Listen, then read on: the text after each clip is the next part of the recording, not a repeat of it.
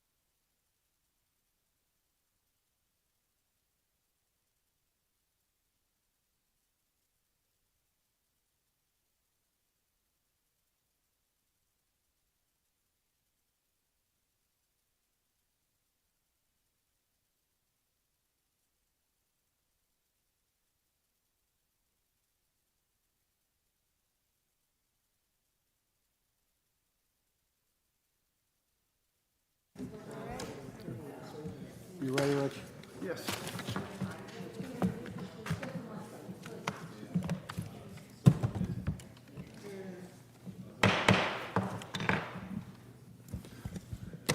All right. In compliance with the Open Public Meetings Act of 1975, adequate notice of this meeting has been provided.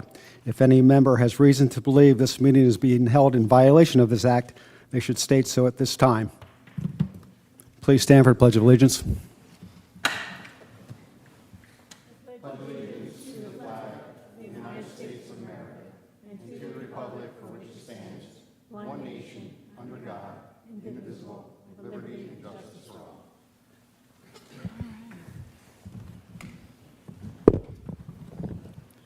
Mrs. Werner, Mr. Venuto, Here.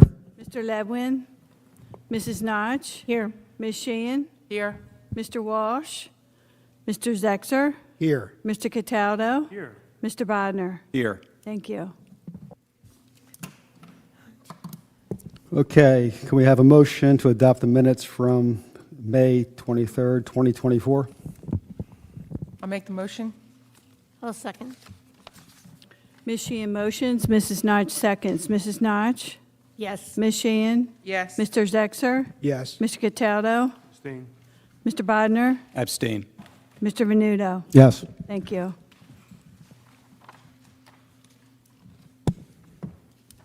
Okay. We'll need a motion to adopt our first resolution, 6/27/2024, Stephen and Catherine Clemens, 504 Jefferson Street, Block 1074. I'll make the motion. Second? I'm sorry, who seconded it? Mr. Zexer? Yes. Thank you. Ms. Sheehan motions, Mr. Zexer seconds. Mrs. Notch? Yes. Ms. Sheehan? Yes. Mr. Zexer? Yes. Mr. Cataldo? Abstain. Mr. Bodnar? Abstain. Mr. Venuto? Yes. Thank you.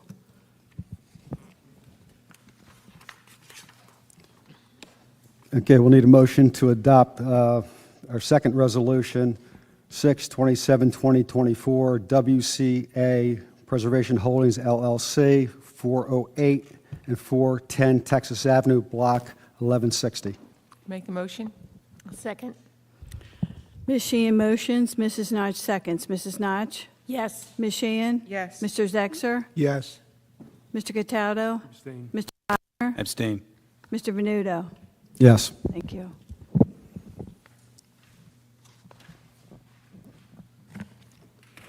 Okay, our first application is Mark Jacoby and Roxanne Went Irrevocable Income Only Trust, 434 West Perry Street, Block 1031.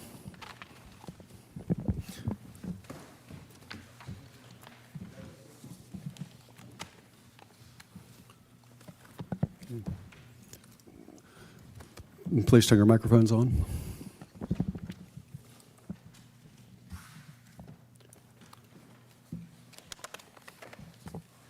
Good evening, Mr. Chairman, board members. My name is Ron Gelzunas, appearing on behalf of Mark Jacoby and Roxanne Wendt, as well as the Wendt Trust. This is Roxanne to my left, and Mark is over there in the front row.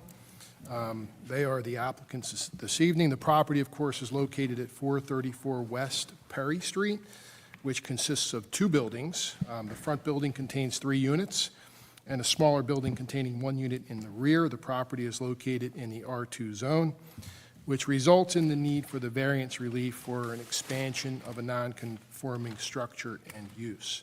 The proposal is to construct a deck over the existing deck at the rear of the front building. Here this evening is Ms. Deborah Sloan-White. She is our architect and will be providing the expert testimony, and of course, Ms. Wendt to my left. If we could have them sworn in, please. Okay, we're also going to swear in our board engineer, Craig Harris. Please raise your right hand. Swear or affirm to tell the truth, the whole truth, and nothing but the truth, so help you God. I do. I do. Thank you. Okay, Deborah. Mr. Galzunas, can you move the mic closer to you? Sure. Thank you. Deborah, could you just briefly place your credentials on the record? Of course. My name is Deborah Sloan-White. I'm a registered architect in the state of New Jersey and a partner with Asher Sloan-White and Partners Architects. And have you appeared before this board, or, I was here last month. and you are, and were you accepted as an expert? I was. Mr. Chairman? Yes. Thank you. Deborah, why don't you take us through the existing conditions on the site? What is there now, how's it laid out, and what the proposal is? Of course. I'm going to take my microphone with me. The drawing that we submitted as part of our variance application, just to familiarize you with the site, West Perry Street sits out here. The site is a long, linear, somewhat of a rectangle. The front building houses 3 units. The rear unit is a single unit in itself. I did a drawing here that we can submit as exhibit number 1, just to help clarify how the front building is broken up. It is, in fact, 3 units. 1 unit, which belongs to our client, the applicant, is the entire one side of the building. It is a 2-floor unit, living space below, bedrooms up above. The other half of this front building is divided into 2 separate units, 1 unit being at the ground floor and 1 unit being on the second floor. So the second floor unit is accessed through a side entry door and an internal stair that gets you up to that unit. Does anybody have any questions about that? I know it's a little atypical. Can you make sure to leave that with me? I will. And what was the first drawing that you showed? It's part of our variance application. I just. It's page V1.0. V1? V1.3? Thank you. 1.0, Karen. Oh, 1.0, The thank you. first page I shared was V1.0. We can label this V1.3, or I'm sorry, it's labeled V1.2. I just called that Exhibit 1. I thought the other thing was in your packet, and this other one was new. This is a new sheet, so we can call it So whatever. that's Exhibit 1, Exhibit and I 1. described it as Exhibit 1 as a color-coded chart of units 1, 2, and 3. Perfect. It is the only additional exhibit we brought. Okay.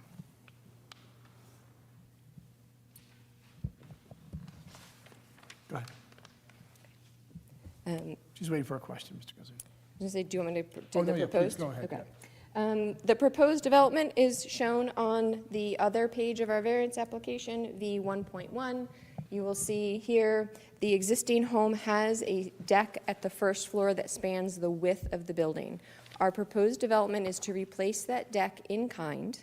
We are not expanding the footprint, we are not changing the staircase, we are not changing any coverages with this, merely replacing that existing deck. The intention is to add a second floor deck, creating a roof over that first floor deck, and then allowing the client to screen in this rear of the home. You can see here, as we've outlined in yellow, this is the area that we are seeking relief for. Again, it is to screen in an existing first floor deck, add a second floor deck as the roof to that space. We are not intending to change any building coverage on the lot. In fact, the client has, in an effort to bring the project into conformance, we are actually removing a row of pavers that exist along one side of the home to reduce our overall impervious coverage to bring it into conformance with your current codes. The deck conforms with all zoning codes. We are merely here because this is an existing structure that does not conform with the use of the zone. So, Deborah, when you say it complies with all zoning codes, it complies with the setback requirements and rear yard requirement? Yes, And you talked about lot coverage. So we're actually reducing lot coverage to bring the property into conformance? Correct. With the coverage? yes. And the size and scale of the building. I mean, we're dealing with, we have 3 units in this building, and then there's a separate unit in the rear, I guess, cottage. Correct. Call it that. Floor area ratio, if we add all that up together, where does that bring us? As shown on our zoning chart here, our existing floor area ratio is at 3,960 square feet. Given the size of the lot, we are well under what would be allowed for floor area ratio. Decks obviously don't count towards that. And that would be the floor area ratio, 0.4, which is for a single-family home. Correct. So we're not exceeding that. In fact, we're just a little bit under. Yes. And I think the multifamily would be 0.5, but we're not in the multifamily zone, correct? Correct. And our building height, I think that's below what's permitted as well. It is, again, we're not changing that. The second floor deck would sit flush with the second floor. We're not going anywhere near a building height question here. Okay, so the standard we have to satisfy here is that the site can accommodate this expansion of the structure. Now, this doesn't create or count as habitable space, correct? Correct. This is a porch and a deck above. Yes, exterior unconditioned space. So in terms of whether or not the site can accommodate the expansion of the structure and the use, if that's expanded, do those factors demonstrate that the site can accommodate this expansion? Yes. All of those factors, the fact that we comply with everything, lot coverage, floor area ratio in particular, do those same factors also suggest or indicate to you that there's no detriment to the zone plan, zoning ordinance, or to the surrounding area? Yes, we are definitely not expanding footprint. We are not creating additional habitable space. We're not adding bedrooms. We are merely enclosing an existing deck and adding a deck above. And in terms of impact on adjoining properties, I believe on the one side, the east side, there's already a structure there with the deck. Correct. So our proposed, or the existing deck, as it is today, sits behind one adjacent home and is heavily screened from the other. So this rear deck would not be visible really from either adjacent property. So there's a pretty big hedge on the, I think it's the west side. Yes.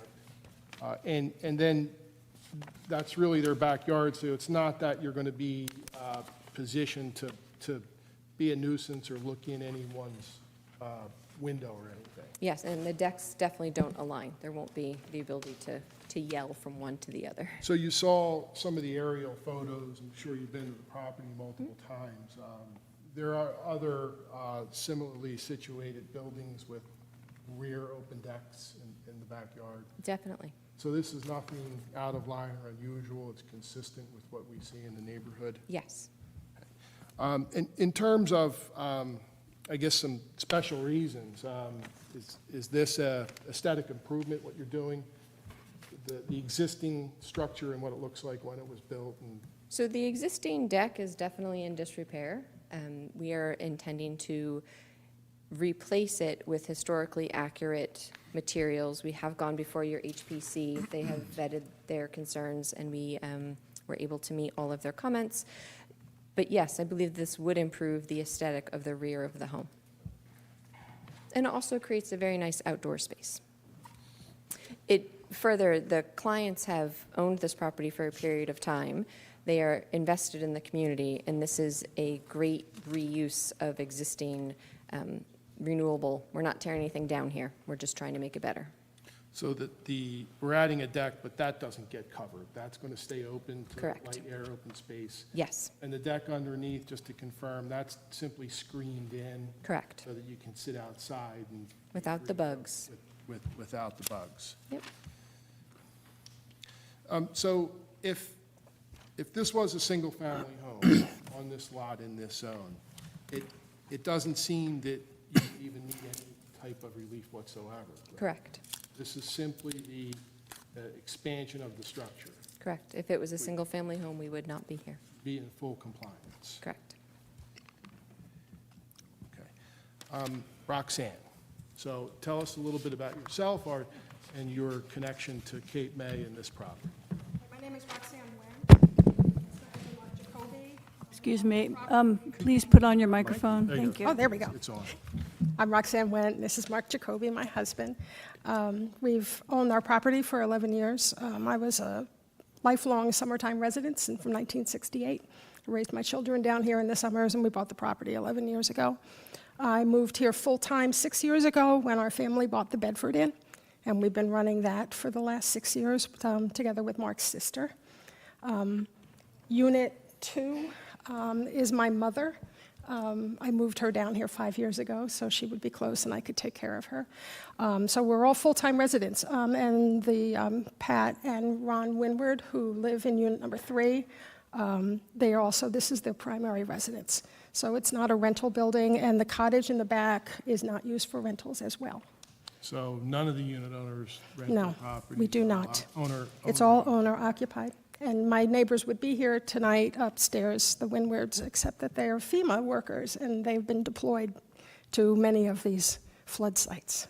In fact, you had to circulate a unanimous consent Yes. document, getting all your fellow unit owners to sign off an agreement to authorize you to be here today, correct? Yes, yes. Part of that included the plan so that they were fully informed as to what. They're fully informed, and the Windwards would appreciate very much having a deck. Just going back to Deborah. Deborah, the internal layout, the ingress and egress, some of these units, do they have more than one means of egress or to get out of the building? So the first floor unit would, Unit 2, as shown in the exhibit. Unit 3 is accessed from an internal stair. There's a door in the side of the building.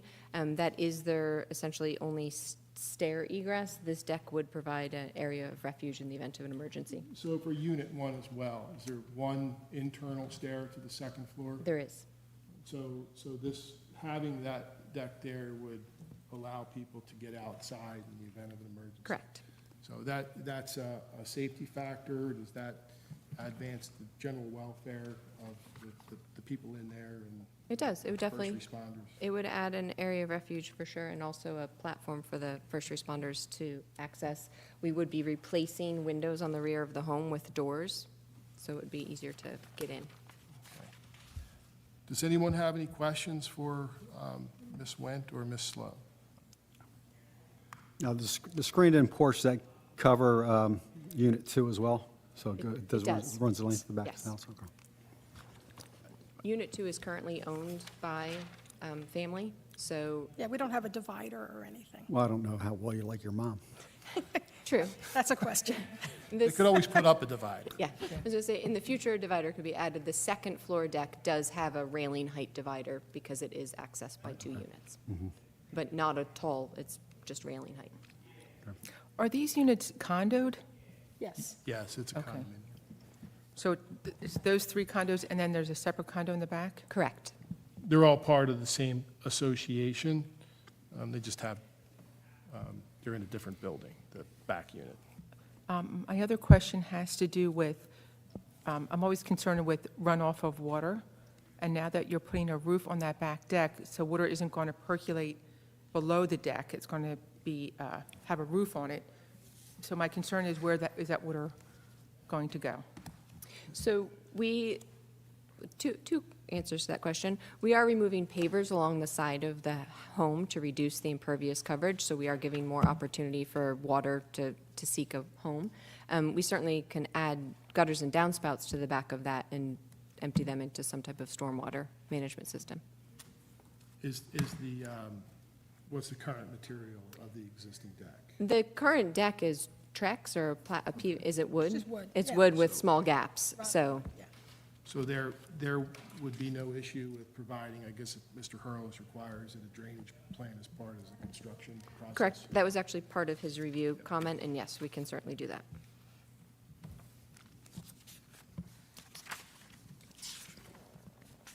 Any other questions? All right. Craig, would you like to give your review? Yes, thank you. Good evening, everyone. I would like to summarize the Palestina and Associates report dated April 3rd, 2024. This is a project located in the R2 low-medium density residential district. The only permitted residential uses in this district are single-family dwellings. So the fact that this is a existing 3-unit structure and another structure in the rear, anything they would do to that would trigger the expansion of a non-conforming use. So that's why they're here tonight. So I'm just going to roll right into my general review comments and completeness review. On page 2 of 6, under the general requirements for all applications, I maintain a database of all the applications that I've reviewed for the boards. This one came up. So at some point, this did come before the board, so I asked them to try and find the resolution of approval. Was that able to be done? I think it was in the packet. Was it in there? Okay. I just want to make sure that was, it initially wasn't, so that's been addressed. Item number 1, under the C and D variance checklist, which is a survey plat. The survey that they gave us wasn't signed and sealed, so we would ask that be provided as a condition of approval. Of course. Items number 27, 28, and 33. We did support waivers from all of those items. Item number 28, I just heard testimony saying that they would provide a drainage plan, so that should be a condition of approval now and not waived. And then, because there are 4 units here, I do believe the checklist for preliminary site plan approval is triggered. And we did support a waiver of that because of the nature of the project. It's only a deck. It's not really affecting too many of the site improvements. So therefore, we did support a waiver from those standards and requirements. So based on that, those recommendations, we did recommend it deemed complete. And I will summarize the zoning review on page 3 of 6, which is in the zoning table. Once again, the first item in that chart is the use. It's a non-conforming use, so it's defined as multifamily in our ordinance, 3 units, and then it has a single-family dwelling, which is 1 unit. So there's 2 uses on the site, as well as 3 units in the front building, which is not permitted. Therefore, it's an expansion, and therefore it is non-conforming. It's an existing non-conforming lot. It doesn't conform with regards to lot width as well as lot frontage. 60 foot is the requirement in the district, 54 is existing and proposed. That there's development on both sides. There's no way of making that larger. It's an existing non-conforming situation, but kind of gets triggered whenever you do an expansion. And finally, we always relook at the parking. This is not creating any additional bedrooms. There's no increase in the number of parking spaces. The existing requirement is 7 spaces. There are 4 existing on the property, and there are 4 proposed. So that's a summary of the variances that the board should address tonight. I'll head into my general review comments that start on page 5 of 6. We've asked them to revise the zoning table to indicate that the uses are not permitted. They indicated that the use is permitted, so that should be revised. Item number 2 and 3 go hand in hand, and they've agreed to provide a grading and drainage plan, so that's item number 2, and they have to comply with the Chapter 525, the minimum stormwater management and grading requirements that are in the code. 4 is just update the parking calculations on the site plan as well as in their zoning table. 5 is the standard condition that we evaluate the sidewalk after construction, and if there's any damaged sidewalk, we'll ask them to replace that prior to them getting a certificate of occupancy. Item 6 is the requirement that the CO is tied to the acceptance of the improvements that the board requires. Item number 7 is a standard condition that they have to comply with the Shade Tree Commission, Fire Department, and Public Works Department, and we did receive a Fire Department review dated 5/7/24 recommending approval. Public Works Department recommended approval dated 5/14/24, and the Shade Tree Commission recommended approval May 18th, 2024, and there were no comments contained in those recommendations. 8, standard condition that they have to comply with any and all other necessary state, county, and local approvals.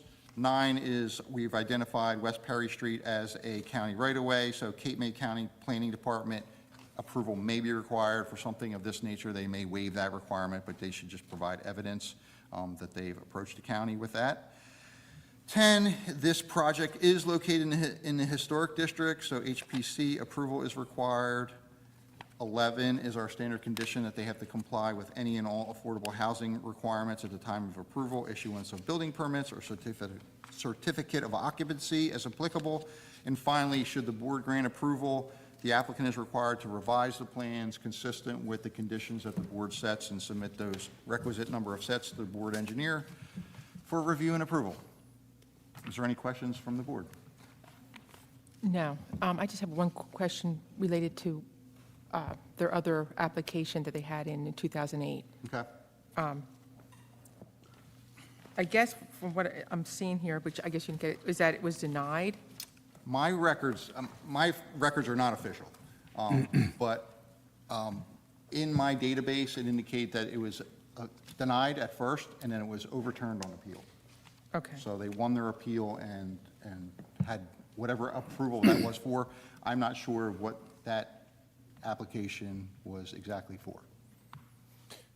So, Something very innocuous, on first appearance, simply just a pitched roof on the back building, which really didn't explain the vehemence of the opposition to it. So I questioned my clients about that, if they knew anything about that. Apparently, the person that was involved with that, who developed the property at the time, was not well-liked in the neighborhood for one reason or another. And I guess that's all we really know about it. Well, I mean, But- I just have a quick, it seems like they were trying to add it to like 6 feet ceilings in that attic area. And I think what they were concerned about, from what I read through this, is that they're concerned that they're going to put another bedroom in there.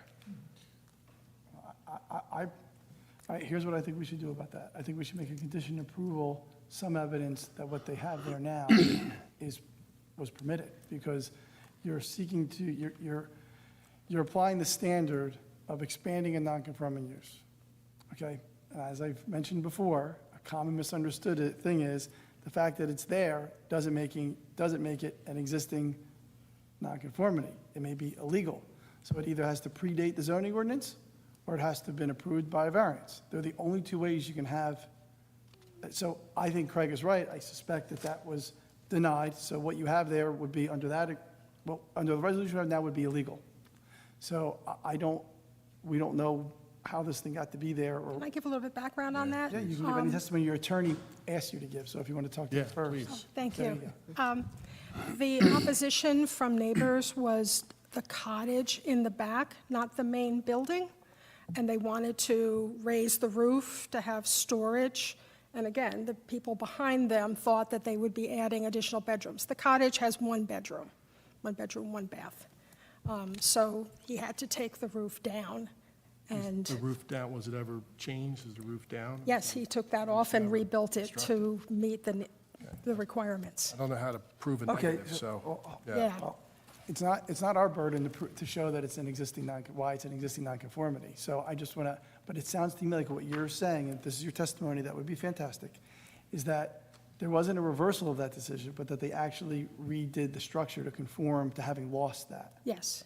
And that had nothing to do with the front of the building. It was just the cottage section, it's but okay. as part of the association, All right. yes. So, and at that time, they seem to have accepted it as a pre-existing non-conforming structure. I guess maybe they built 4 units before they weren't allowed to, or they got a variance for that at some point, because that resolution didn't raise that as an issue. So we'll take her testimony that that resolution didn't raise the fact that it was an illegal structure, but assumed it was pre-existing, and then they reconstructed it consistent with that decision, and now you're doing work on the building that doesn't have anything to do with that building. Machine, are you satisfied? Yeah, I just wanted clarity. No, that's fine. There you go. I'd also add to that I went through that resolution to see who the persons were that appeared at the public section to object to it, checked the tax record. They're all still there. They all received the notice, so they're not here tonight. So I think that says something, that whatever was going on back then It's over. was, well, it's over, and it was unique to the relationships that were happening at that time.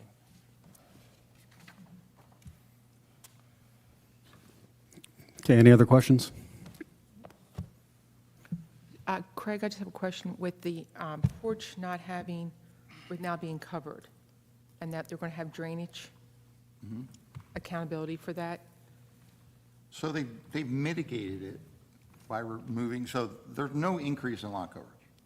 They balanced that with removing the pavers on the side, if I'm making sure. We actually brought it into They actually reduced it, so Right. it was non-conforming, it's almost 41%, and they're taking it down to 39.5. So there's a lot of pavers, I guess, on the side? So they're, yeah, so the plan shows them removing those. Okay. So the net increase in impervious has been reduced, but if they're going to provide something, she mentioned gutters or something, we can at least make an impact in that neighborhood. Right, because that's why I'm bringing it up, because I know there's a water issue in that neighborhood, and I don't want to create more by making roofs and then just runoffs Right. into other. This tract is where the old Cape Island Creek flows through, there's existing drainage issues there, so anything that can be done to better the situation would be appreciated.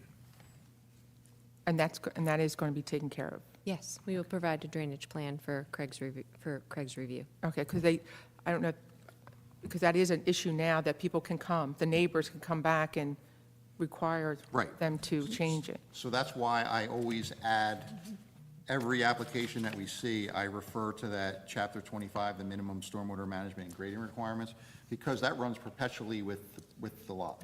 So if your lot is ever discharging water onto the adjoining lots, the neighbors have recourse to go to the city, say they're negatively impacting me, and the city can require them to do something about it.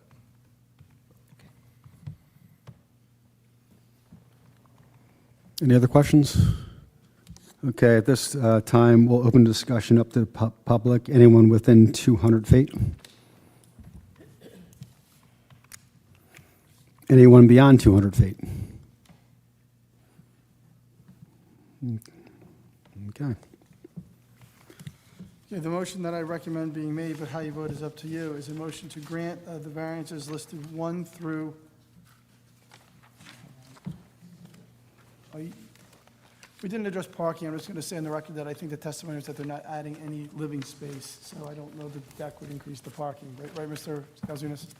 It's a parking variance, so you're not changing. Well, it's a pre-existing condition. I listed all of the pre-existing conditions, including the ones Craig went through with the undersized lot, and one of them was parking. I'm just saying that adding a deck isn't going to impact the parking, is it? No. Okay, good. All right, so with variances 1 through 3 on page 4, with conditions, or strike that, waivers,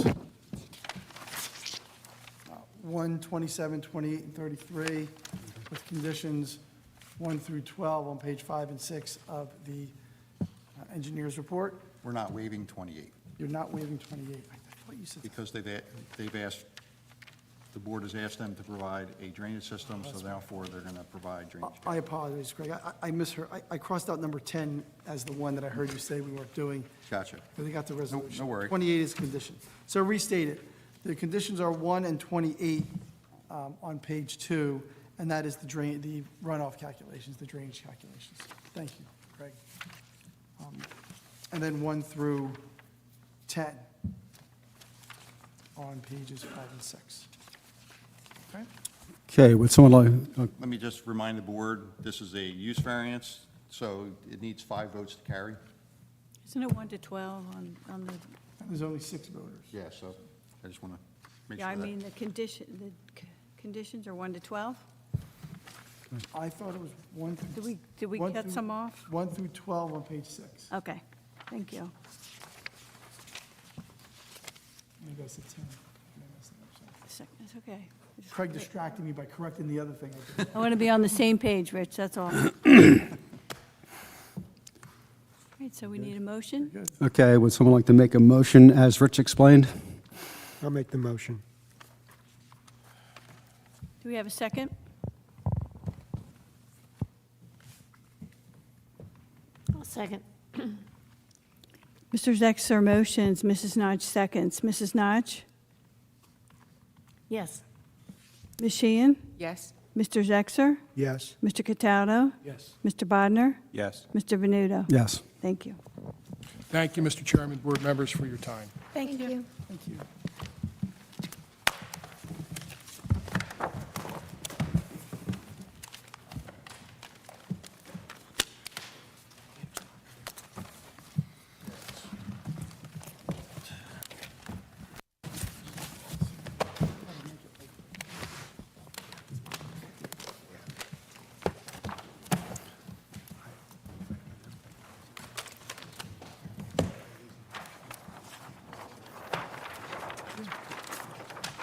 Shorts are you're gonna be really short. 72 degrees.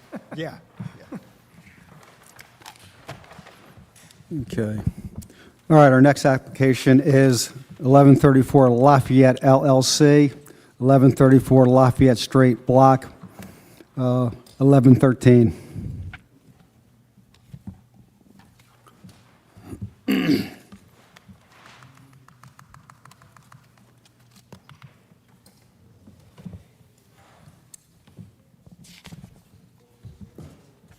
Hi.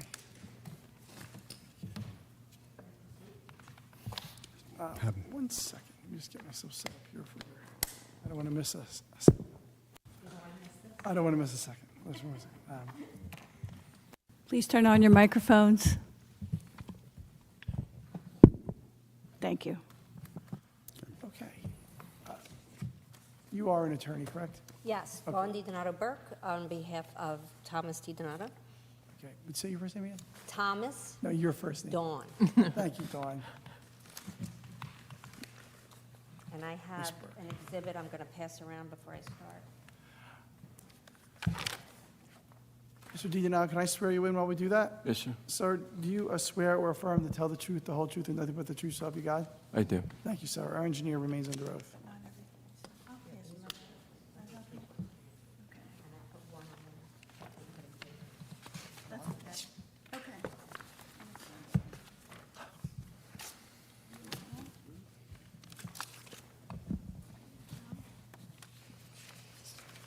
So we are here for variance relief. There's affordable housing, which is the first that's ever been in the city of Cape May, and that was placed on 1134 Lafayette. As a condition of the approval, the applicant was required to get the permission of the Historic Preservation Commission, which he did. And the first page of your exhibit shows you they requested that a false roof in front of the building over the window and front door to improve the facade of the building. As a result of that, my client did do that. What I have also in the exhibit is a picture of the building without the facade. And then in the last pages of your packet, you have a picture of the building with the facade. So you can see the difference with the roof overhang. And the result of the roof overhang is taking the front yard setback from the current 18.8 feet, which is non-conforming, to 15 feet. 25 feet are required.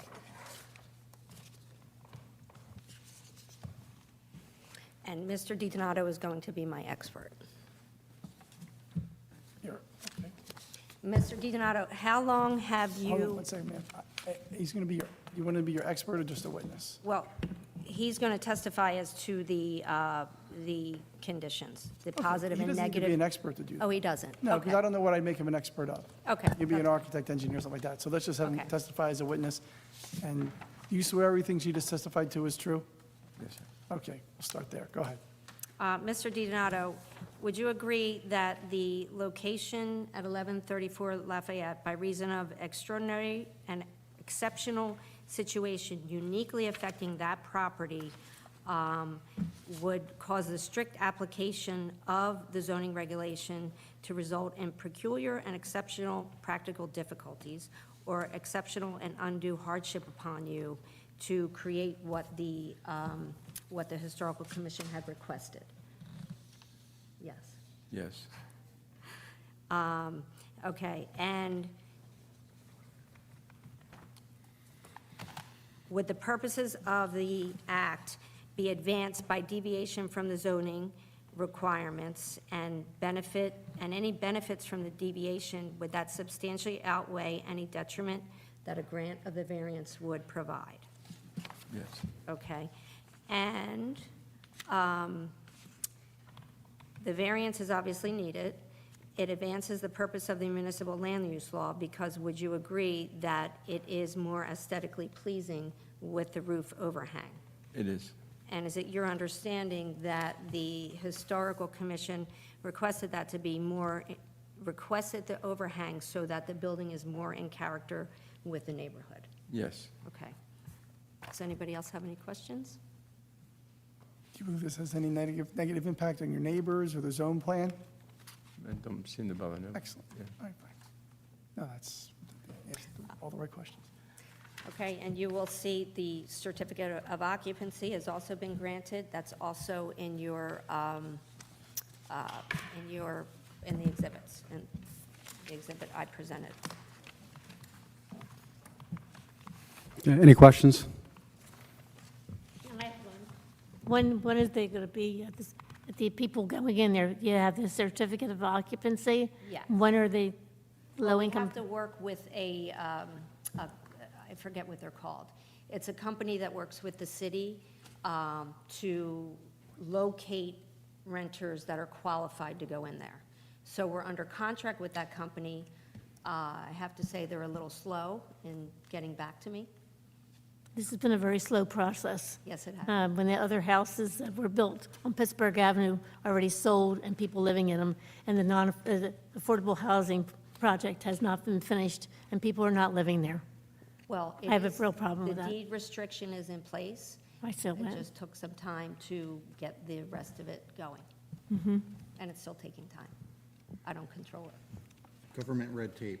Yeah. So there is a market to affordable portion. They have to advertise. The applicants actually don't control who rents there. Right. It goes into a lottery system, and they have to advertise. There's a lot of advertising requirements.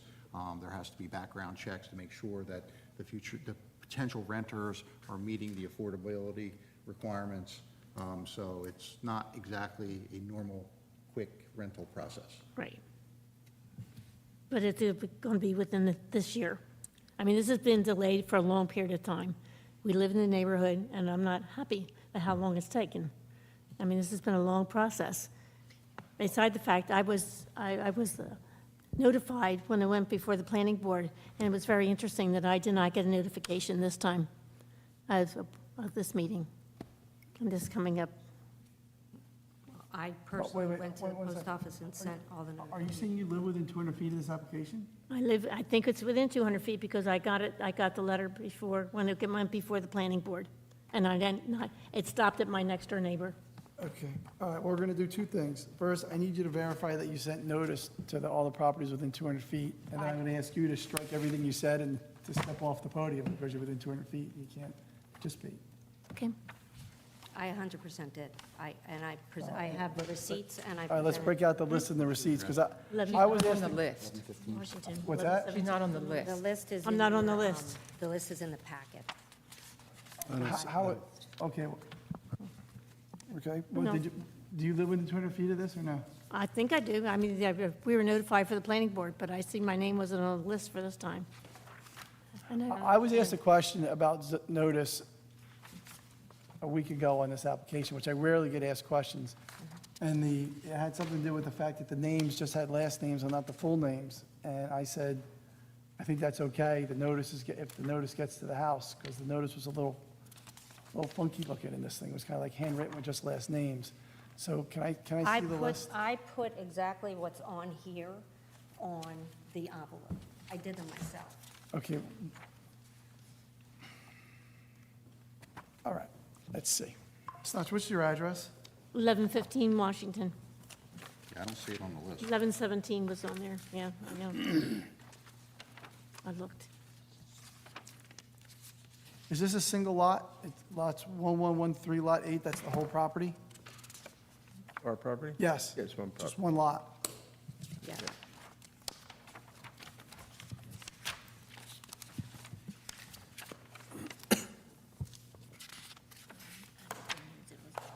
Yeah. I think you're close, but you're not in. I think it stops at 117. Your That's my neigh- next door neighbor. Your next door neighbor, but you're not in.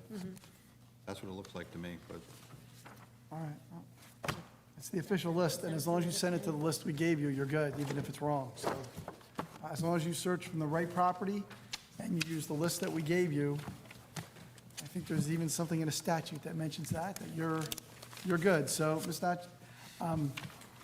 given your, I don't know what to do with you now. So I'm going to ask you just out of, Okay. I'm going to ask you to not vote, okay? Okay. I'm not going to strike your testimony or anything like that. I thought you were within 200 feet, it made me nervous. But you've expressed a personal interest in this and have gotten notice about it before. So I think you're right on the edge of this, so.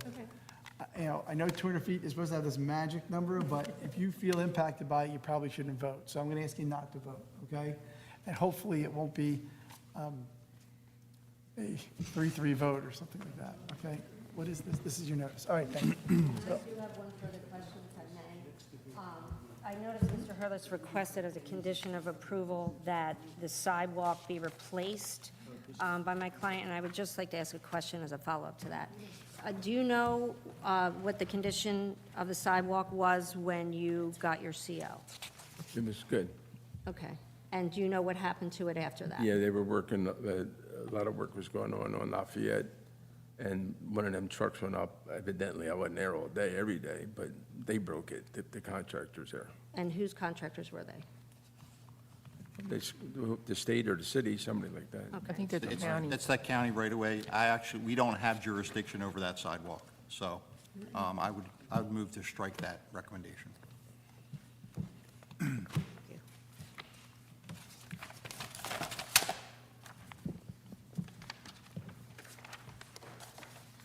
Any questions or any other questions for the applicant? I'm just confused about the sidewalk. Is the sidewalk getting replaced or not getting replaced? It's, I'm sorry, it's controlled by the county, not by the homeowner, so we can't make them do anything to it. oh, so even though usually Craig puts in there that the sidewalk has to be replaced up to standard?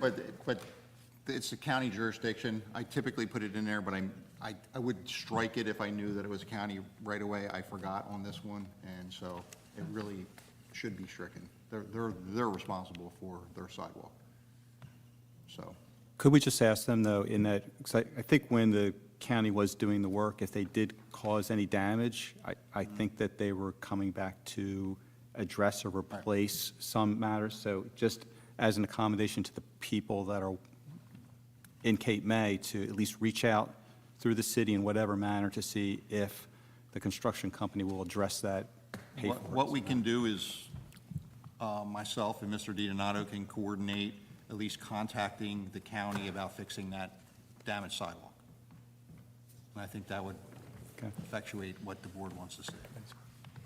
Okay, great. Is that acceptable? That's fine. Okay. And I just have one clarifying question. I see here at one part that it was saying that the planning board requested the. That was my mistake. It was the horse, when I found the document, I said, oh, it wasn't planning, it was historical, but I had already submitted my application. Okay, I just wanted to clarify. I think I understood, I think I know what was in your head. The planning board required the HPC review, and then the HPC required them to get the roof. So I think that's what she was kind of, Okay. at first I was confused, but I think that's what you were thinking when you did that, which is true.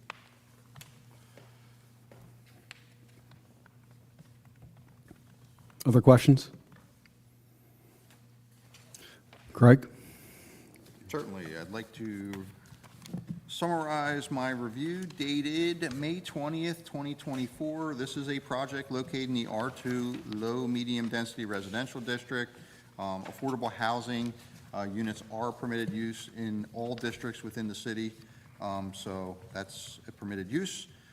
This application, there was, let me back up for 1 second. There was one checklist item, the City of Cape May tax collector certification that all taxes were paid. Has that been provided? Yes, it has. Did we get that? Okay. Okay, so that item number 5 on that checklist has been addressed, so therefore we did recommend deeming it complete.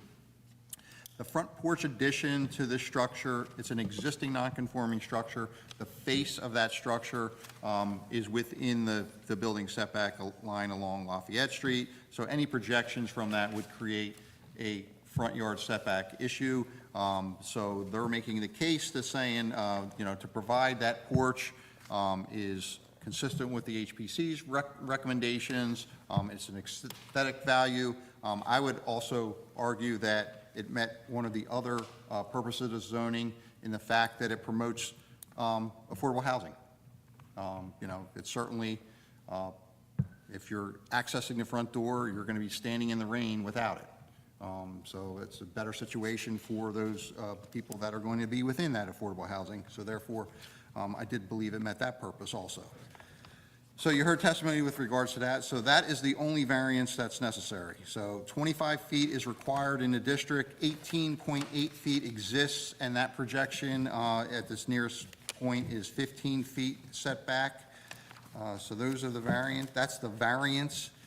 With regards to the general review comments on page 3 or 4 of my review, we asked them under item number 1 to revise the zoning table because it indicates R3 district requirements instead of R2 district in which it's in. Item 2, we've asked them to put the approval signature lines and names on the front cover sheet. Item 3, we've asked them to revise the zoning table consistent with the review comments in the review memorandum. Item number 4, we asked for some setback dimensions be added to the plans, just measured from the structure to the front building line, just to verify that the plans are consistent with the approval the board grants. Item number 5 is our standard condition that they have to comply with Chapter 525, the minimum stormwater management and grading requirements. Item 6, we've modified in that the applicant, along with myself, will contact the county and ask them to repair the damaged sidewalk. Item number 7 is to comply with the requirements of the Shade Tree Commission, Fire Department, and Public Works Department. We received review memos from the Fire Department dated, excuse me, 5/24/24. Public Works recommending approval dated 5/23/24. And the Shade Tree Commission recommended approval. They did have some notes here, but I don't think there's any conditions. And that approval was dated 6/6/24. And then there was a copy of the Historic Preservation Commission's approval, and that was dated March 2nd, 2023. And where am I? Let's go back. So we took care of that one. 8 is our standard condition to comply with all other necessary state, county, and local approvals. 9 is just referencing HPC approval is required. 10 is the requirement to comply with any and all applicable affordable housing requirements. This is your inclusion area, so you're not required to pay any fees for this. And under item number 11, should the board grant approval, they're required to revise the plans consistent with the conditions the board set and submit the requisite number of compliance plans to the board engineer for review and approval. That's a summary of my report. Any questions for Craig?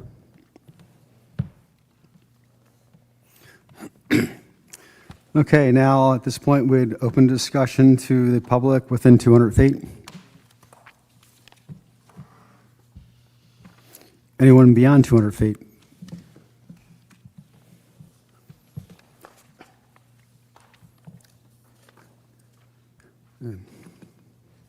Okay, Rich.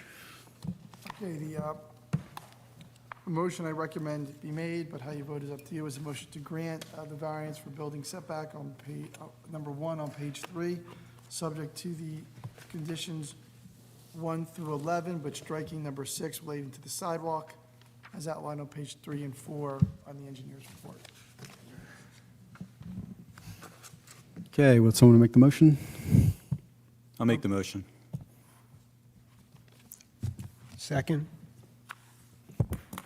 Mr. Bodnar motions, Mr. Zexer seconds. So I'm not calling Mrs. Notch. So Ms. Sheehan? Yes? Mr. Zexer? Yes. Mr. Cataldo? Yes. Mr. Bodnar? Yes. Mr. Venuto? Yes. Thank you. Thank you. Thank you. Wait the-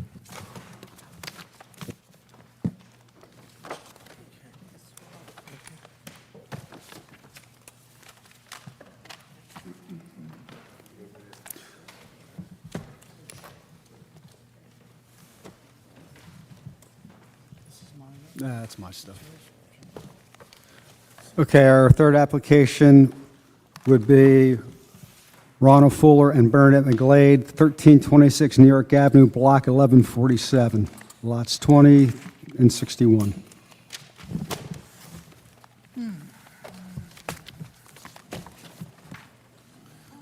Okay. All set? Yeah, you can introduce yourselves. Members of the board, good evening. My name's Robert Belasco. I'm an attorney with an office located in North Wildwood. I'm here tonight on behalf of Bernadette McGlade and Ronna Fuller. I have Ms. McGlade seated to my right.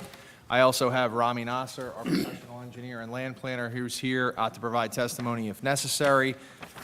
This property is located at 1326 New York Avenue. It's block 1147, lots 20 and 21. We're located in the R2 residential zoning district. The existing property is an undersized lot. It's 6,250 square feet, whereas 7,500 square feet is required. I just want to give the board a little bit of background. We were here in October of 2023. We received approvals, some C variance relief in connection with the existing lot size, that pre-existing non-conforming condition. We also received C variance relief with respect to the building setback line to Pittsburgh and New York Avenue. The previous structure was a small 980 square foot, really quaint cottage. It was built in the 1950s. It had kind of fallen out, or it was inconsistent with what had gone on with respect to development in the surrounding neighborhood. The applicants decided to renovate the structure to bring it into compliance with current building, construction codes, fire codes. Really, they did a nice job, in my opinion, renovating this structure. If you've gone by the property, it's significantly different than what it looked like back in October of 2023. The aesthetics have been tremendously improved. We reduced the number of bedrooms from 3 bedrooms to 2 bedrooms in connection with that application, still limited it to a single story. The board did find that a hardship existed to the applicant relative to the fact that it was an undersized lot and that there was frontage along Pittsburgh and New York Avenue. So during the construction process, the applicant submitted construction plans. There was originally a modification to add a dormer to the second floor where an attic was located. The zoning officer, correctly in my opinion, indicated that that dormer was an expansion of that non-conforming structure. The applicants elected to eliminate that dormer. During construction, they identified that there was an existing attic space which was significantly larger than they had anticipated or that they had ever realized. They simply had never gone up there before. Ms. McGlade will testify to that shortly. During construction, when the home was renovated, the walls were removed, they looked at this attic space, realized that it was usable. I mean, they had spent substantial money, thought that they could possibly garner some additional habitable space up there. We wanted to be upfront with the board, not pull any punches. The intention here is to utilize this as a study. There will be a bathroom up there, but there will be a small sleeper sofa in that room, so it may be utilized as an additional bedroom at some point. We noticed that accordingly. Nevertheless, we still have compliant parking under the residential site improvement standards. 2 parking spaces are required with respect to a 3-bedroom home, and that's what exists. So when I went through the code, and I'm sorry I'm being a little long-winded, but I think the explanation's warranted in this situation. There is a section in the city's ordinance, 525-73E, which essentially provides that in the event there's any documentation or prior approvals associated with the creation of a non-conforming structure, in this case a variance, any further expansion of that structure necessitates an additional review and approval by this board. We didn't necessarily view this as an expansion of the structure. The attic space existed previously. It wasn't a part of these new additions that were added to Pittsburgh or New York Avenues. The plans which we provided highlight that, and it clearly shows that it was an existing area of this structure. Nevertheless, the zoning officer indicated that we should return to this board to seek approval, and that's what we're here for tonight. So that's the sole piece of relief that we need. I didn't want to get into a debate with the zoning officer. We felt it was just more appropriate to file this application and come back before the board. I would note that the setback variances that were given previously, we couldn't use a lot averaging formula in this situation because there simply aren't enough properties along Pittsburgh and New York Avenue. We did provide a block study, however, in connection with that prior application. So the variances which we received were a 15.8-foot building setback variance to Pittsburgh Avenue. That was actually increased from 8.8 feet, so we improved that condition. If we were able to use lot averaging, a 17-foot building setback would have been required. And along New York Avenue, the setback was reduced slightly. It was 31.8 feet. It was reduced to 23.75 feet. 25 feet required. If we had been permitted to use lot averaging, 23.97 feet would have been what was required. So we were close on those variances, but there's no expansion. This structure exists as it exists, whether this application is approved tonight or not. No change to the roof lines, no increase in height, nothing along those lines. So I thought it was important to recap that. I would like to entertain some testimony from Ms. McGlade in terms of how we got here. And then if necessary, I have Mr. Nasser here who can provide some testimony relative to the C variance criteria. Can you please run over? Mr. Nasser, and do you also, raise your right hand, do you swear or affirm to tell the truth, the whole truth, nothing but the truth, so help you God? I do. Thank you. Are you on? Okay, perfect. So Ms. McGlade, you're an owner of this subject property, correct? Yes. And everything I said in regards to the approvals we received in October 2023, they were accurate? Yes, Older structure, you guys completed significant renovations, is that correct? yes, Now, during construction, you made a decision to potentially try to add some habitable space, correct? Habitable space meaning an additional a bedroom, correct? Yes. And where exactly was that space located? Is it located on the second floor? yeah. And how come that wasn't a part of the original application? Well, we didn't know the space that was, we didn't know how much space was there, quite And honestly. can you tell the board you own the house? How did you know that that space was usable at the time?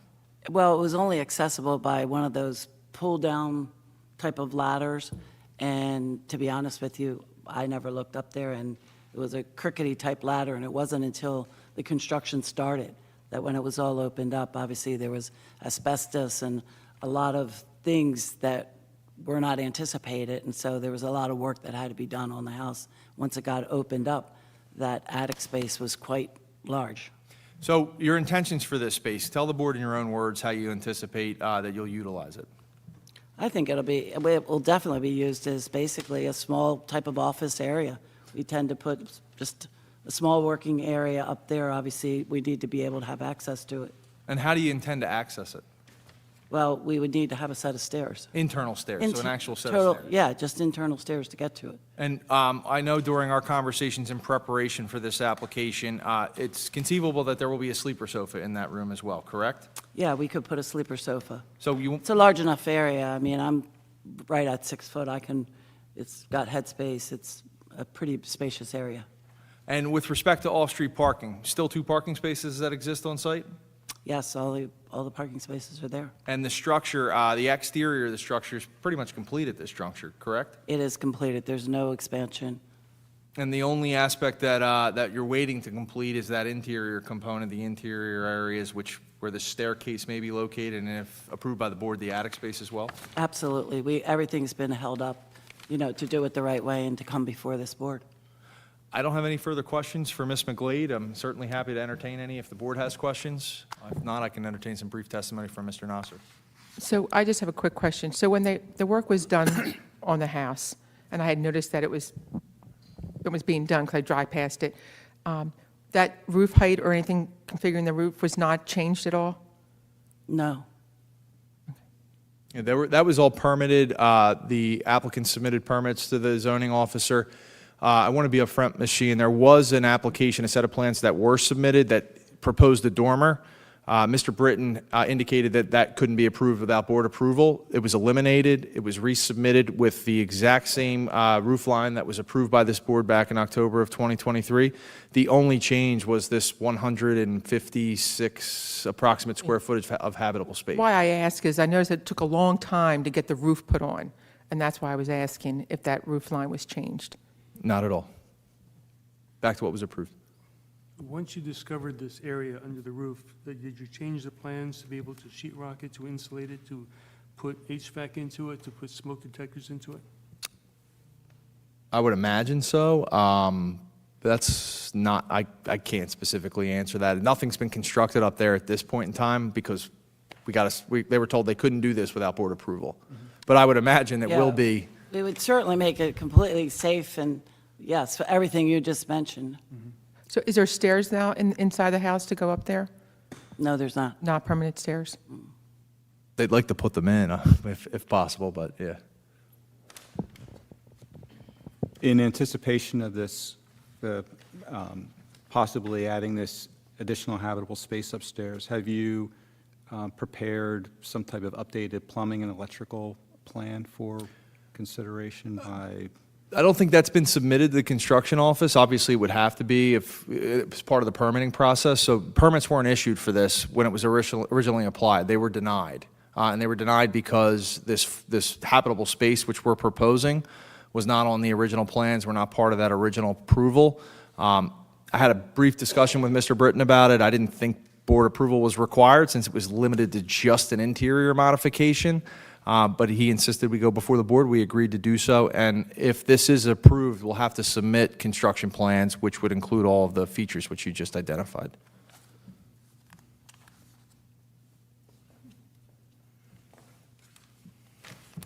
If there's no further questions, I can entertain some brief testimony from Mr. Nasser.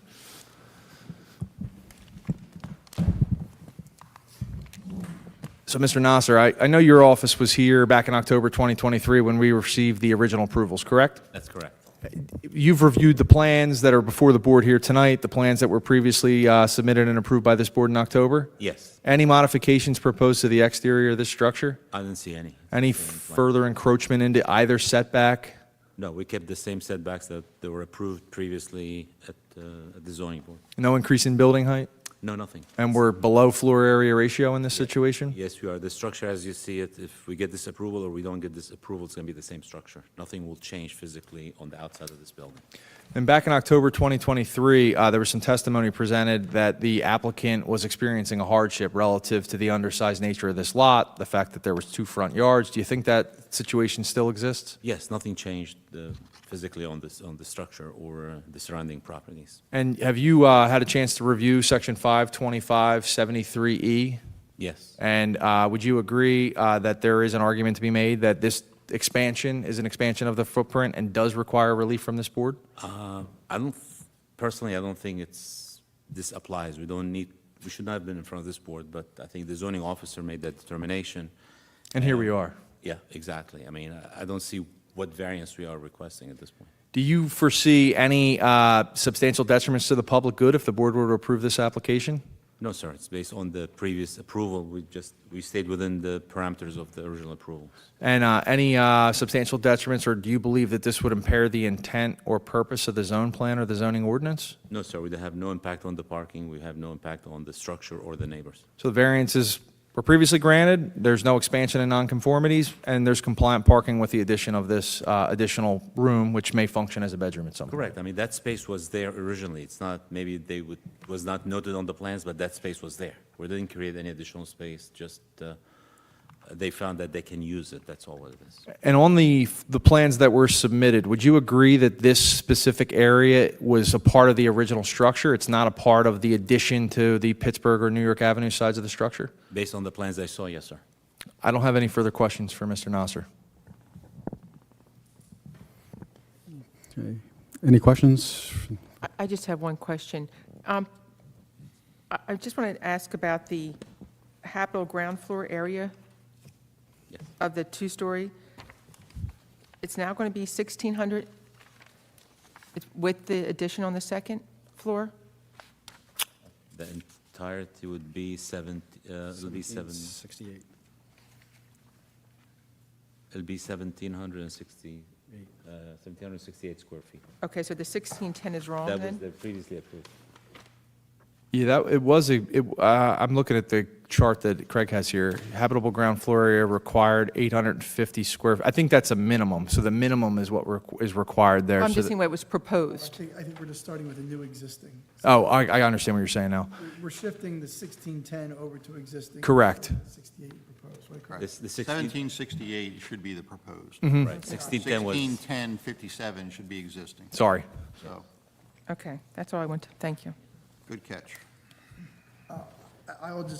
I don't want to belabor this. This is a relatively easy thing, I think, but I agreed with you until I heard the testimony about whether you needed a variance or not. I didn't think you needed a variance, but now the testimony is that it might be a bedroom. And the prior variance was granted with the testimony that one of the benefits you were providing in the application was that you're reducing from 3 bedrooms to 2. So those plans, that was part of the holistic variance that was approved, was the plans that you showed us, and that was reducing from 3 bedrooms to 2. Now that you're putting it back at 3 bedrooms, I do think that deviates from the variance you were granted, because that variance is based on the plans you submitted for that variance. That's what we granted as a project as a whole. So I would agree that if this wasn't a bedroom, and it wasn't that offered as a benefit the last time you got approved, I don't think that when you expand the interior without affecting the structure under that ordinance that we just read, that, what? 52573. That, I don't think that requires a variance. You're not altering the exterior of the structure at all. If you had a FAR violation before and you did that, yes, but I don't see this expanding in nonconformity at all. So I don't think you would need a variance, but I do think you need a variance because you're violating your prior variance. I'm not saying it's a horrible violation. I'm saying you're deviating from your prior variance. So I'm not trying to say you're doing anything bad. I'm not trying to say it's a bad application. I'm just saying that the last variance was for a two-bedroom house. And that's why I thought it was important to provide that history as well. And when I met with the applicants, I said, what's your intent to utilize this upstairs space? And they said, well, we'll probably use it as an office, a study. It may function as an additional bedroom. I wanted to be upfront about that. I didn't want to come in here and tell the board, oh, no, it's an office, it's an office. And you look at the plans and you see a bathroom up there and you think, well, wait a minute, that's a disguised bedroom here. So we wanted to be candid with the board. Attorneys do. Other attorneys get with the building inspector and then file an appeal, and then spend $30,000 to get done, and they're gonna get done. I want to be upfront. That's how I like to practice law. You know, in an application, that's why honesty is the policy. Yep. I would like to just bounce something, while we're talking about this. Mr. King, so when I looked at this from a planning standpoint, you know, I indicated the variance that were just granted, which was the lot size and the two building setbacks, one from Pittsburgh and one from New York Avenue. So when I read section 525-73E, you know, it's referring, I think the zoning officer referred it back to us properly. Now, it asked, that section says the board should approve it. But at first glance, I was like, is there really a variance here? And like, what is that approval? So I'm like, okay, does whatever they're doing additionally change the testimony or justification for the original variances? And you mentioned the one where they said, we're reducing the number of bedrooms. Now that bedroom count has come up. So if they were to disapprove this, then that throws them back into the variance situation? What? I don't think 73 requires them to come, if you fall within. Right, 73 doesn't require them to get a variance. It just says approval. Doesn't even require them to come here. They don't have to come here at all. If they're at 525-73, this is designed because we have 1 million structures that violate all kinds of setbacks. Okay. That are always around. And if someone is putting, if they violate the side yard on the west side of their property, and they have 40 feet on the east side of the property, and they're gonna put a 2-foot addition on the east side of the property, they're expanding a non-conforming structure, but they're not expanding it in an area that enhances the non-conformity. So this is intended to make clear that you don't need a variance for that. Just because you have a deviation in one part of your property doesn't mean you need to get a variance when you deviate from another side. So that's what this is saying. So when you make an expansion that doesn't increase the non-conforming aspect of the property, you don't need to come here at all. You get a building permit. That's what's designed to eliminate variances, to make them not have to come here for this. It's no less expensive, really not much less expensive to come and get an approval than a variance. I mean, it's a cost of notice. So, no, it's designed to not have to do that. But the problem in this case is once you get a variance, and you get the variance based on a particular set of plans that you're gonna do, like reducing a bedroom, that was one of the benefits they gave us last time. I think if you're gonna build something different than that, then you don't have that variance. You don't have a variance for that. You had a variance for a 2-bedroom expansion. Right. So, now, when they called me the first time, they were doing the dormer. Yeah. And I said, listen, if you're doing a dormer, you're changing the exterior, you gotta come back to the board, Okay. okay? So let me ask it very simply. 525-73E is what they've asked for, approval from that section. I noticed for any and all other variances and Right, waivers. right. as So, well. to follow me, so I gotcha. that's the section that they included in their application. What is the standard for granting that approval? Wait a minute, hold on, Craig, you're pointing me to section E, I was focused on D, which is not. That's kind of where my question was originally based at, so I'm trying to simplify that and make. Well, hold on one second.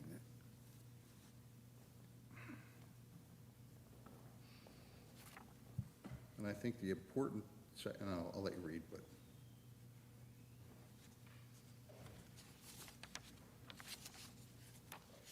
Okay. Here's what I take that to mean, and I don't think it changes the end analysis. Okay. All right, here's what's going on.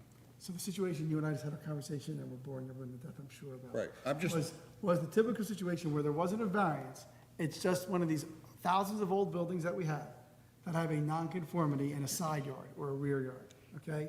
And then they're doing an addition, like I said, there's a 5-foot space on the right, there's a 2-foot space on the right side, 40 feet on the left, and they're adding 2 feet on the left side. They've never gotten a variance, it's just built there 100 years ago. That's section D, which is the one that I was focused on in our Right. conversation. Okay. Okay? Now, this one, I guess, now falls in A, because this is talking about when you get a variance, and it says, a further expansion of the structure, whether or not expanding the non-conforming portion.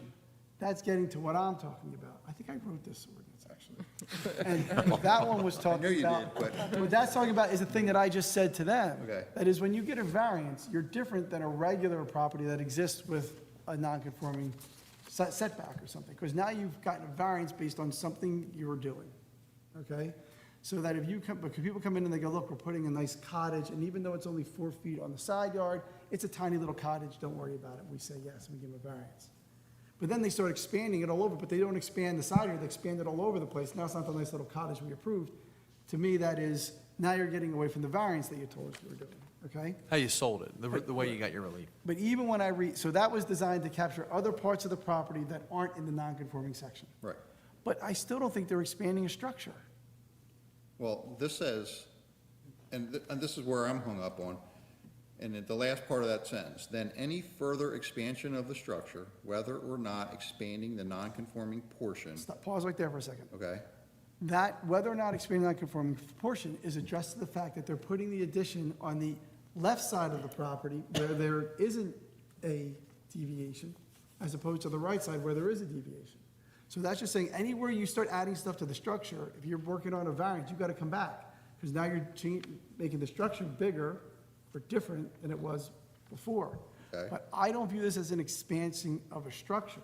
How is it not an expansion of the structure? putting another Especially when we bathroom. have floor area ratio controls, and the floor area ratio is increasing.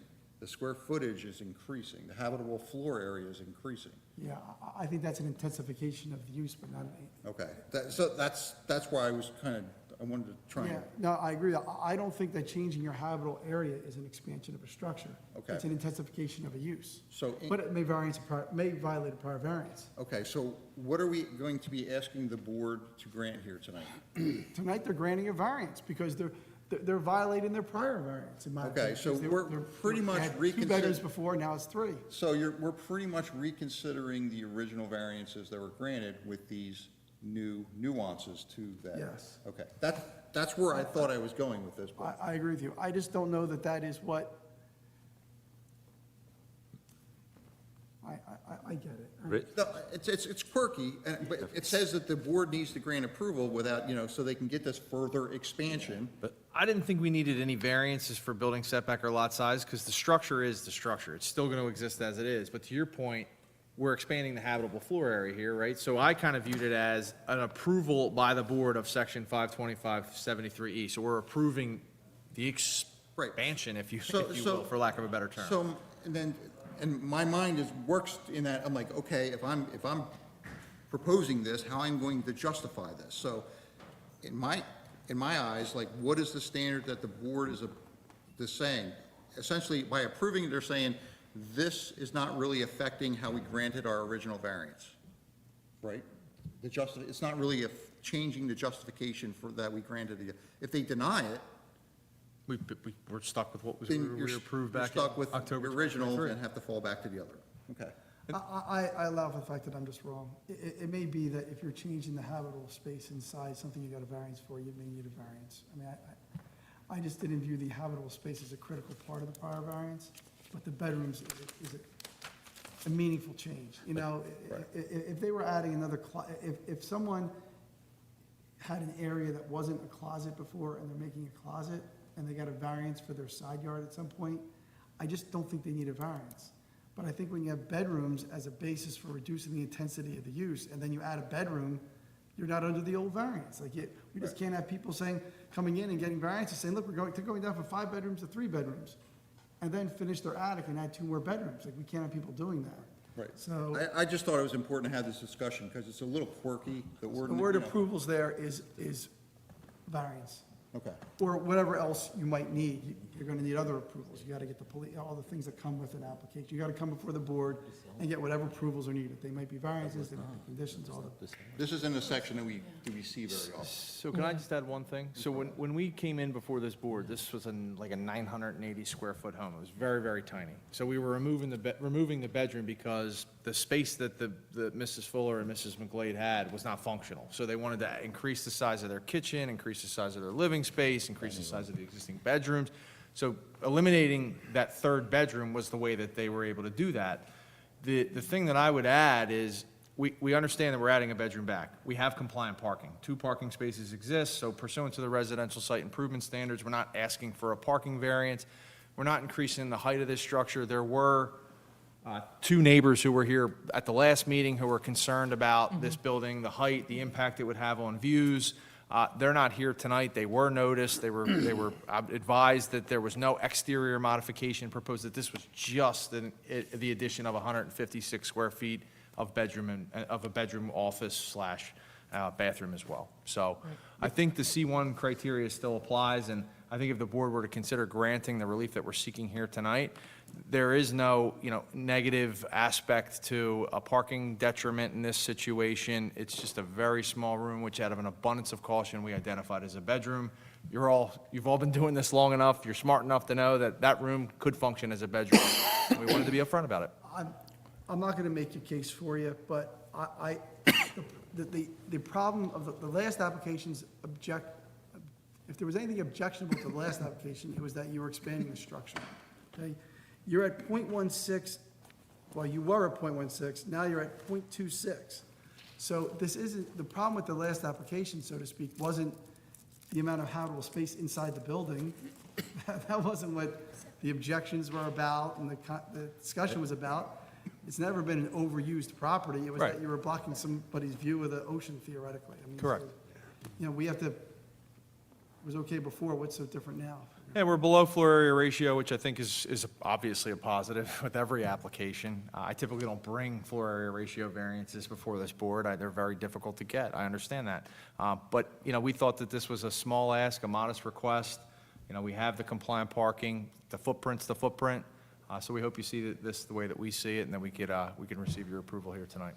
Well, I think, the last time that we had looked at this application, it was like, oh, we're going out, we're not going up, we're not going up, and I think it was the sunroom was expanded with the porch. Yep. Added on another bathroom, so they each had their own bathroom, each bedroom.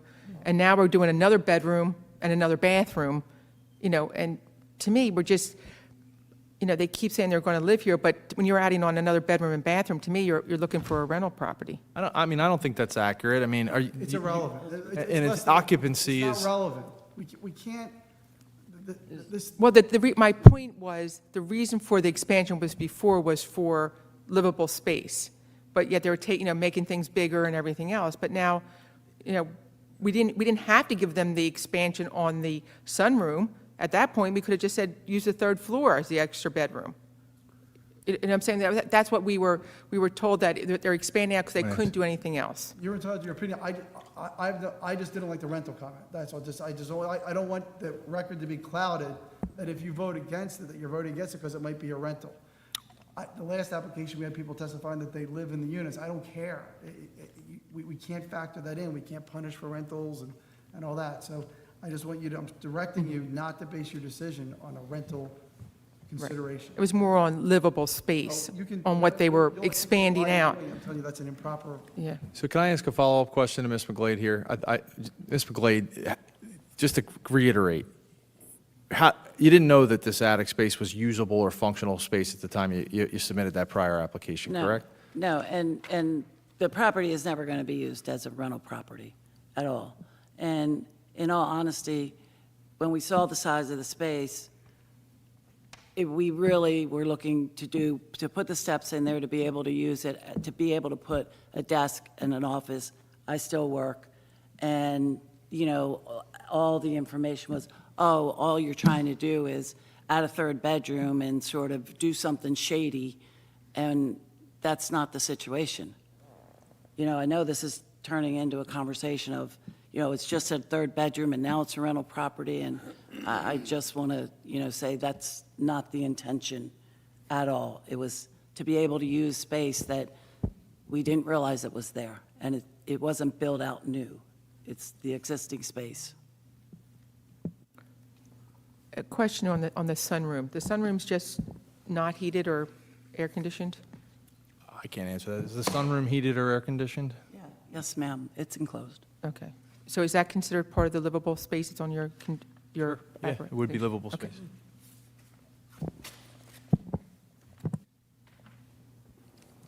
I have nothing further. Okay, any other questions? Greg, would you like to do your review? Absolutely. Thank you. I'm reviewing my May 21st, 2024 review memorandum for this application. As the applicant indicated, it is located in the R2 low-medium density residential district. The way that the application phrased the addition was a study/third bedroom, totaling an additional 157.6 square feet of habitable area. So that increased the total habitable area from the previous approval of 1,610 square feet to proposed 1,768.2 square feet. So that's just a summary of what they're proposing.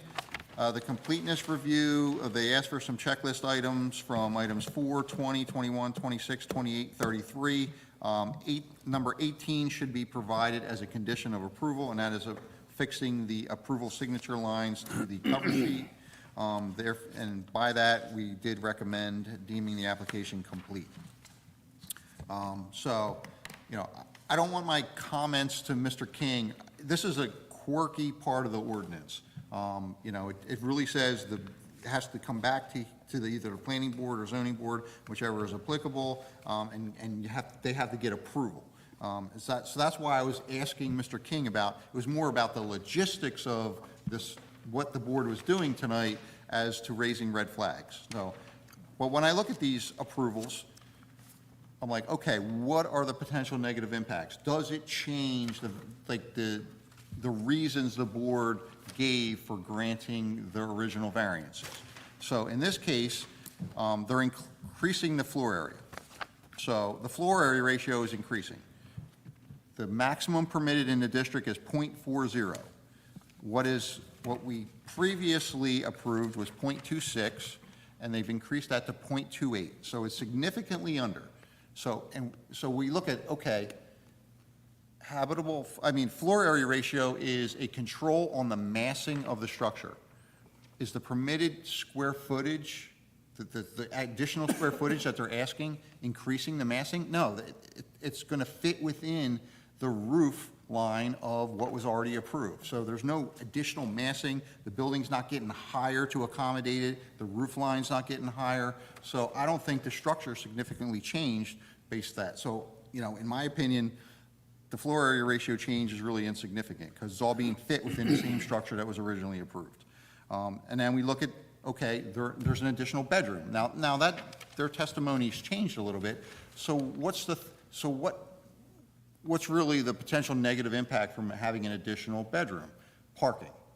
So does it trigger an additional parking space? Going from 2 to 3 bedrooms does not. So they're still required to have 2 parking spaces on site. They still have 2 parking spaces on site. Therefore, that doesn't change. So that's just kind of how I, mentally attack these changes. In my opinion, I didn't think it was, significant, but you guys vote. You guys know what the reasons were in your head when you voted and reasons that you put on the record. So therefore, just balance it. I think you should weigh that appropriately. And I'll move on to my general review comments. So I just said the conditions of approval set forth in Resolution 11-9-2023 shall apply unless otherwise modified by the board. Quite simply, all of the conditions that we applied to the previous application should remain standing unless the board feels like they should modify something. Other than that, all of those, and I kind of rehashed some of those more important ones in items 2 through 8, but we're essentially affixing the same conditions that we approved before. So is there any questions that the board has? No, I'm just going to say one thing to clarify the record that I muddied. In the end, I agree with Craig, and the lack of clarity is my fault. In the drafting of the ordinance, I used the word in E, I used the word expansion of the structure, so that if you got a variance before and you're expanding the structure, you need to come to the board for approvals, whatever they may be, variances, whatever those approvals are. And I admit that at the time, I think in my mind, I was thinking about the pieces of a building that you changed, okay? But I do agree, and we should address the ordinance to clarify it, that it should be structure or an increase in the habitable space. Because people give us sets of plans, they tell us things, we make our decisions based on what they say they're gonna build, and if it changes, then that may change the analysis of the variance. In this case, I'm not sure it should at all, but that's for you to decide and analyze. But we have situations where that does occur, where people have space that they say is merely gonna be storage, and so this really isn't that big a deal, and then they make it in the habitable space. And if they got a variance before based on telling us it was storage, and that was part of the viewing the application as a whole, then they should have to come back and explain why they're deviating from what they said they were building. So I'm gonna recommend that when we do our proposals of things we think the ordinance should correct, I want to clarify that structure, it was intended to capture, when you get a variance, you have to do what you say you're doing in your variance, and if you don't, you got to come back. Doesn't mean you're evil, doesn't mean you shouldn't get approved, it just means that if you didn't do what you said, we should get it back, because it's property that we granted a variance on. That's what that was intended to do. So that's I see Craig's point, I see the building inspector's point. I was focused on D, but I think that's what you're right. I think you're right. So they need a variance. I just have some clarification needed for the plans. Now that you're putting the stairs in, you're moving like the washer and dryer? Or where's that going now? Because you're putting steps up, so I noticed it takes away the walk-in closet or some of that. The washer and dryer is staying exactly where it is on the plans. Okay, so you're just losing your walk-in The closet? stack. So you're losing your walk-in closet? That's what it looks Washer like in and the... dryer would be Or- the location of where the Yeah. walk-in closet is? So you're That's losing right, the the walk-in stairs are right there when you walk in to the door, right to the right where the stairs would go up. I think that's where it's showing in the plans. According to the plans, and I don't have a walk-in closet. You're having two. In a bedroom, Number one. yes. Yeah, it There's- shows a washer and dryer in the, right off the hallway there. Right. Oh, I'm sorry, hold on, that's the, So there's no more walk-in, just the two closets then? yeah. Because I mean, I think that was a big thing, they wanted a big walk-in closet before when you did the testimony. I don't think a closet would have factored into an approval, but if they lose the walk-in closet, that's on them. I mean, Yeah, I'm just saying, because when they came here, that was the idea, that they wanted to expand outward, was for the bathroom and, and the closet space. I think the reason they came before the board originally was because this was such a small cottage. I mean, it was 980 square feet, which, really was laid out. It was built in the 1950s. I mean, it wasn't functional. We didn't have two front yards? It has two front yards, Pittsburgh and New York Avenue. Pittsburgh and New York. So, I mean, in order that, the stairs would have to go somewhere, and obviously that modification was made. I mean, if they chose to lose the walk-in closet, then they There's lose the walk-in actually closet. 3 bedrooms there, 3 walk-in closets. Well, 3 3 closets you closets, have. 1, 2, 3.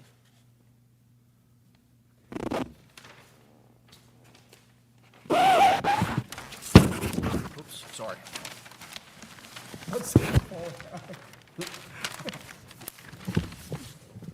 Okay, is there any more discussion if we do a motion? Public, sorry. Yeah, we have to open up to the public. And again, the roof line was never changed, right? Not at all. No. What exists, if you drive by it today, was exactly the elevations that were approved by this board back in Okay, October. and the reason I'm saying that is because I used to drive past it every morning, and they didn't have a roof for the longest time. And that's why I was just asking. Yeah, no, not a problem. Yeah, it's exactly what was approved by this board in October 2023. The only modification is that attic space that we're trying to utilize. Okay. Is everyone good? Okay, at this point, we'd like to open it up to the public within 200 feet. beyond 200 feet. All right, Rich, you can explain the vote. Okay, the motion that I recommend being made, although how you vote is up to you, is a motion to grant a variance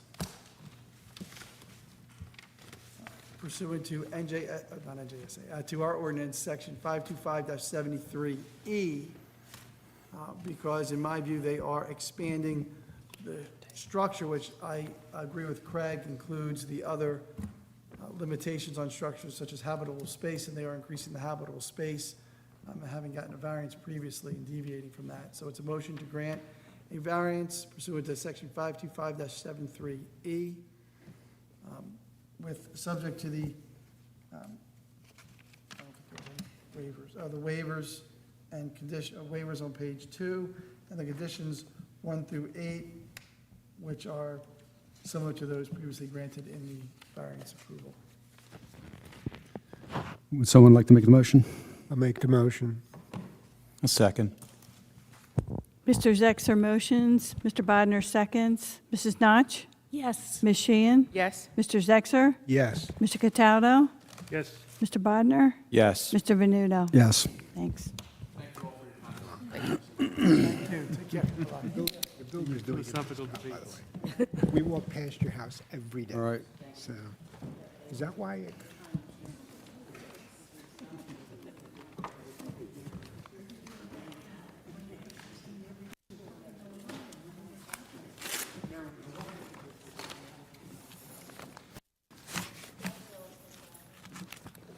Okay.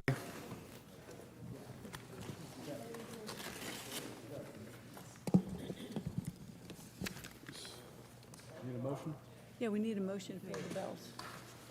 Okay, we need a motion to pay the bills. Would someone like?